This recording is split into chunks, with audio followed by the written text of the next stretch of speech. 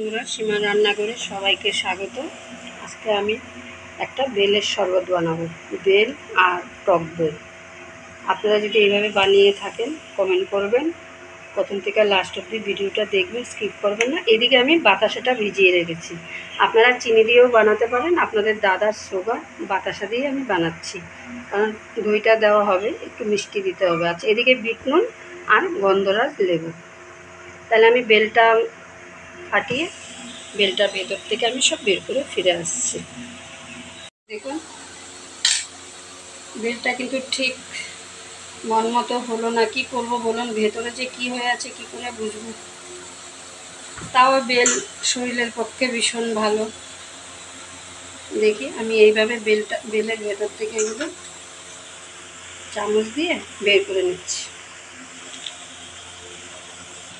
দেখুন বন্ধুরা, আমি কিন্তু এই যে বের করে নিয়েছি, আমার কিন্তু হাত পরিষ্কার। এখন আমি এর মধ্যে একটু জল দেব।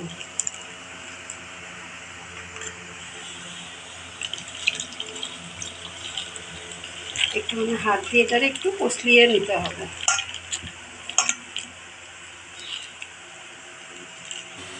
দেখুন, আমি কিন্তু জল দিয়ে একটু চটকিয়ে নিয়েছি। আপনারা পরিমাণটা বুঝে জল দেবেন। এখন আমি এই ছাঁকনিটার সাহায্যে ছেঁকে নেব। এই দেখুন, এই যে বীজগুলো রয়েছে, ছাবড়াগুলো রয়েছে, সবগুলোই বেরিয়ে আসবে ছাঁকনিটার সাহায্যে। দেখুন, ছাঁকনির মধ্যে এভাবে দিয়ে একটুখানি চটকাবেন, দেখবেন এই দেখুন নিচে পড়ে যাচ্ছে। কে কে খেতে ভালোবাসেন কমেন্ট করেন। আমার বাড়িতে তো একদম সবাই পছন্দ করে। আর এটা ছোট বড় সবার জন্যই একটা এই গরমে উপকারিতা খাবার।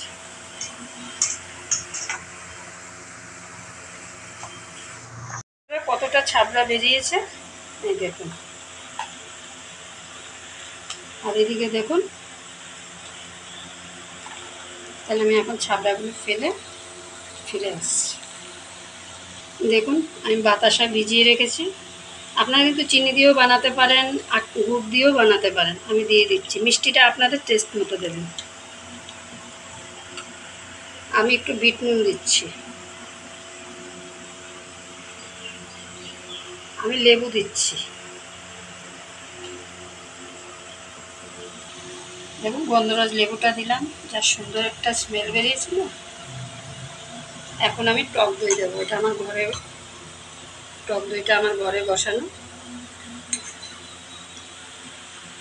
আপনারা কিন্তু টক দই দিয়েই বানাবেন। এমনিও বেলের শরবত খাওয়া যায়, কিন্তু টক দইটা দিলে আরও দ্বিগুণ টেস্টটা বাড়ে।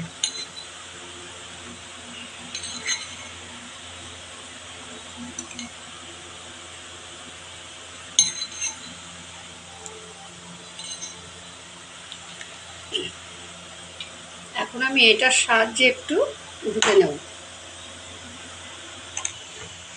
দেখুন, যেহেতু আমি টক দইটা দিয়েছি, তার জন্য কিন্তু আমি একটা ডালের কাঁটা দিয়ে ঘুটে নিচ্ছি। একদম সিম্পল, কিন্তু এটা সবার পক্ষেই ভালো। এইভাবে একটু করে নেবেন। দেখুন কি সুন্দর হয়ে গেছে। দেখুন, টক দই বেলের শরবত কিন্তু একদম রেডি। এখন আমি গ্লাসে ঢেলে পরিবেশন করব। এদিকে আমি 3টে গ্লাস নিয়ে নিয়েছি। আমার ছেলে মেয়ে মাকে দেব।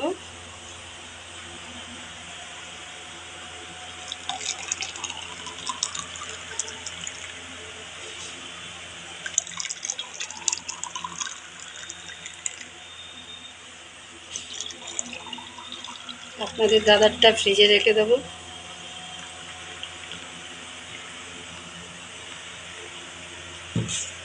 দেখুন, আমার টক দই বেলের শরবতটা কেমন হয়েছে কমেন্টে কমেন্ট করবেন।